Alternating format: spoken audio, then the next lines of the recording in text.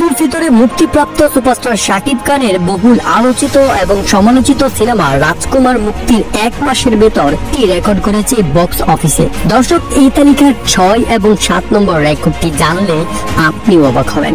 এই তালিকার প্রথম নম্বর রেকর্ডটি হলো শাকিব খানের ক্যারিয়ারে এখন পর্যন্ত সবচেয়ে বড় বাজেটের সিনেমা ছিল রাজকুমার, যা একটি অনন্য রেকর্ড। এবং নাম্বার 2, মুক্তির আগেই রাজকুমার সিনেমার বাজেট রিকভার হয়েছে। নাম্বার 3, রাজকুমার শাকিব খানের প্রথম সিনেমা, যা সব ধরনের দর্শকদের ভালো লেগেছে। এবং নাম্বার 4, বছরের সবচেয়ে ব্যবসা সফল সিনেমা রাজকুমার। এবং নাম্বার 5, শাকিব খানের অনেক পছন্দের গল্প ছিল রাজকুমার।